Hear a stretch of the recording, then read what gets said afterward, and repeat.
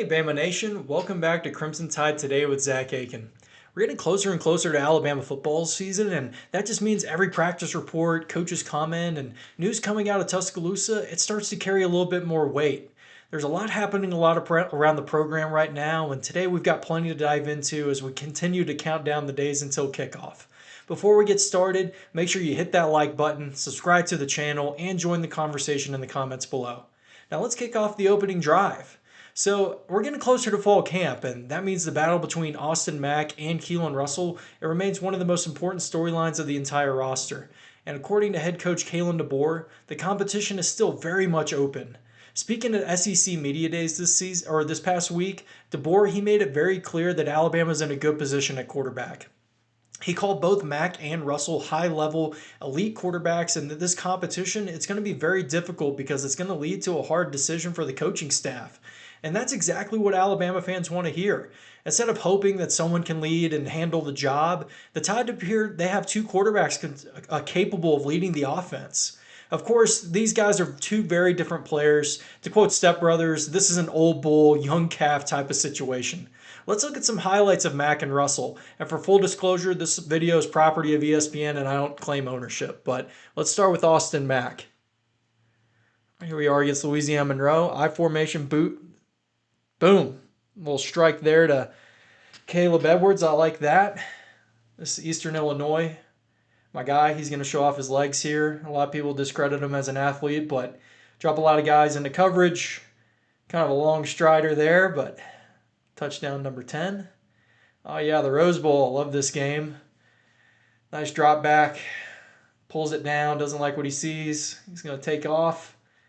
Nice little 13-yard gain. A little late shove there by the Indiana linebacker. But back to the Rose Bowl again. This is one of the best throws probably of the game. Steps up. Freaking rifle shot to Jeremy Bernard up the seam. Love that throw. Last play we're going to show here. It's just a little improv here by Austin Mack. He can go off script.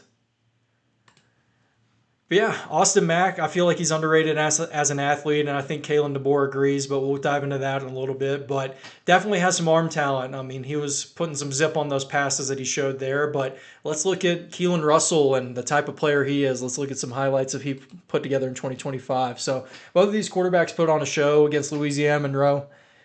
This is Keelan here. This is what I like about this guy. Just like a little shortstop throw out to Cole Adams, making his quarterback look good. Keelan empty set. He's going to do the same thing. Just a little shortstop throw out to Marshall Pritchett. Good ball. This is probably the best throw that he had on tape last year. Nice three-step drop. Clean strike corner route in between the corner and the safety. I mean, it just doesn't get better than that. I feel like this play here is going to show why everyone says Jaden Daniels when they're talking about Keelan. He's going to take off. He's got more burst, but he's got to get down there. He has got to get down. You've got to protect the merchandise in that situation. So I just wanted to put some film together for you guys just to get a visual on what these players look like. But Austin Mack, he's bringing experience. This guy's a fourth-year player who followed Kalen DeBoer from Washington to Alabama, and he's spent a lot of years learning this offensive system. Guy's 6'6", and he has the size that coaches love at this position. And he's also Coach DeBoer, he's also pointed out that he's a better athlete than many people realize. And I feel like the film that we just watched, it tells the story. So don't be surprised if Mack makes some plays with his legs this season. But on the flip side, you've got Keelan Russell. The former five-star recruit, he's already generating a lot of excitement since arriving in Tuscaloosa. And Russell, he showed exactly why that excitement is building because of his A-Day performance. He threw for 240 yards and had 4 touchdown passes. His ability to create outside of the pocket and extend plays, it's going to give Alabama a different dimension offensively. And honestly, I feel like that's what makes this battle so fascinating. You have the experienced veteran who knows the offense inside and out. And then you have the young, highly talented playmaker who many believe has superstar potential. But here's where it gets interesting. When DeBoer was asked about what he looks for in choosing a starting quarterback, he didn't talk about arm strength, he didn't talk about athleticism, he didn't talk about recruiting rankings. Coach DeBoer, he talked about poise. According to DeBoer, the quarterback who wins the job, he's going to be the player who can move the offense most efficiently, handle adversity, and make everyone around him better. So, yeah, that's classic coach speak, but he's probably also right. Alabama doesn't need a quarterback who makes one incredible throw after, every single play and every single drive. Alabama needs a quarterback that can consistently lead scoring drives, protect the football, and keep the offense on schedule. That's another encouraging takeaway from DeBoer's comments, and another one that he added was the respect that both quarterbacks have earned inside of the locker room. He repeatedly mentioned that the team trusts both players. That's a huge factor because leadership, it does matter at quarterback. The ability to command the huddle and earn the confidence of teammates, it's often just as important as the physical talent. The good news for Alabama fans is that it doesn't appear to be a wrong answer between these two quarterbacks. Whether it's Austin Mack or Keelan Russell, the Crimson Tide, they're going to enter the season with a quarterback that DeBoer and his staff believe can win football games. Now the focus is going to be shifting to fall camp. Kalen DeBoer, he had previously said that he'd like to name a starter after Alabama's second preseason scrimmage. And until then, every practice rep, every scrimmage drive, and every opportunity, it's going to matter. This quarterback battle, it's far from over. But based on what we heard at SEC Media Days, Alabama may have one of the best quarterback situations in the SEC. Now it's just a matter of deciding who takes the first snap when the season begins. Moving on, I want to talk about more SEC Media Day storylines. And since we heard directly from Kalen DeBoer, he gave us a good idea of where this football team stands heading into fall camp. And if there was one theme that kept coming up during SEC Media Days, it was toughness. DeBoer, he didn't shy away from Alabama's shortcomings last season. He acknowledged that the Crimson Tide weren't physical, and especially in the running game, and that became painfully obvious during the college football playoff loss to Indiana. And proving that identity, it's clearly become a major focus throughout this offseason. For Alabama fans, that's probably very encouraging to hear because for years, Alabama football was known for controlling the line of scrimmage, running the football, and wearing opponents down. I mean, we're talking about making opponents quit. That was the MO of the Saban era. Last season, that wasn't always the case.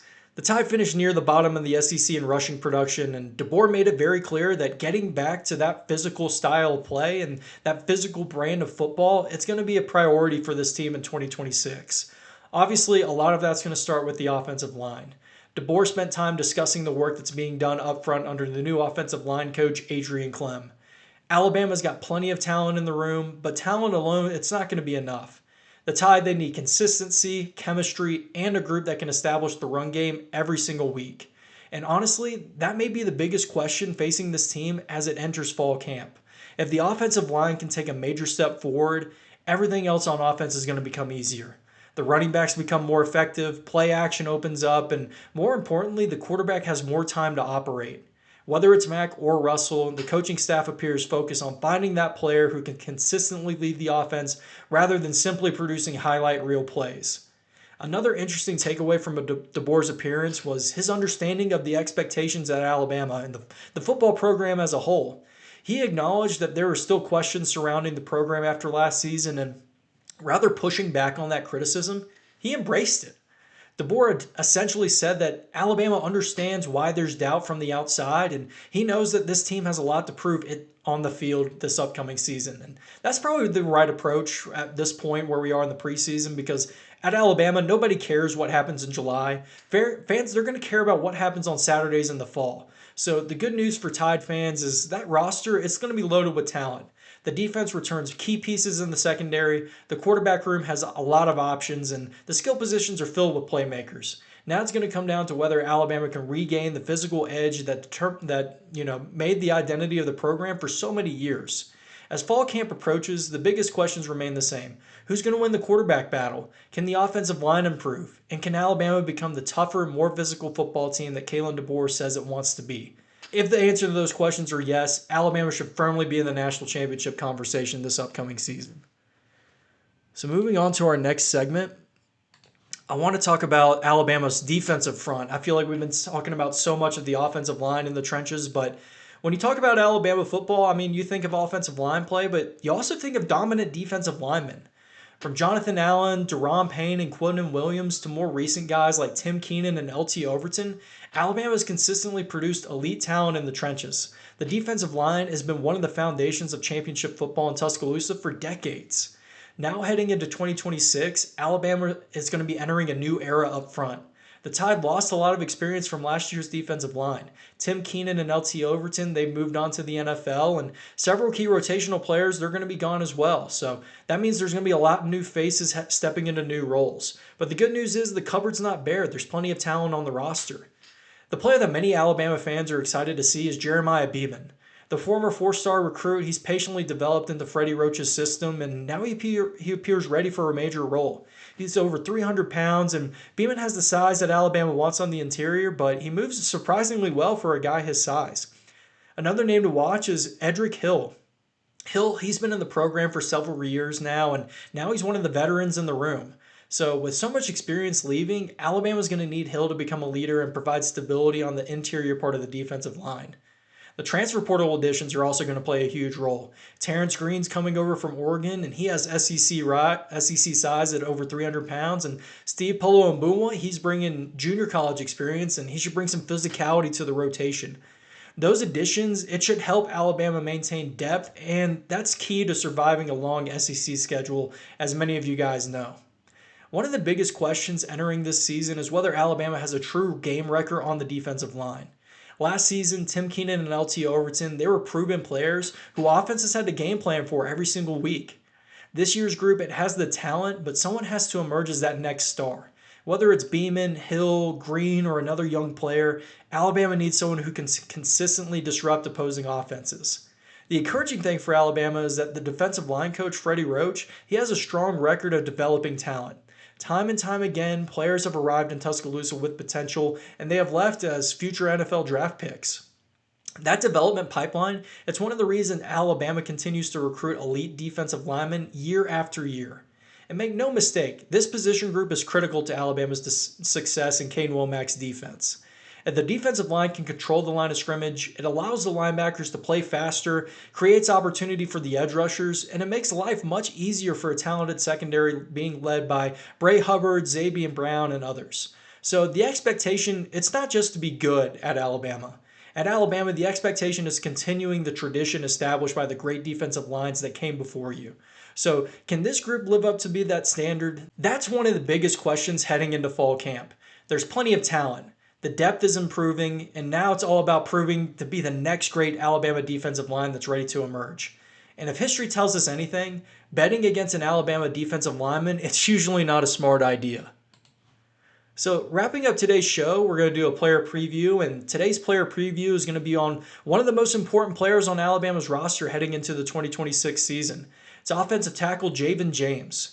James, he arrived in Tuscaloosa through the transfer portal after spending last season at Mississippi State, and before that he played at Akron, and that makes his journey to Alabama a little different compared to the most of the starters for Alabama, because he wasn't a five-star blue-chip recruit. He wasn't a player that everyone in the country was talking about coming out of high school.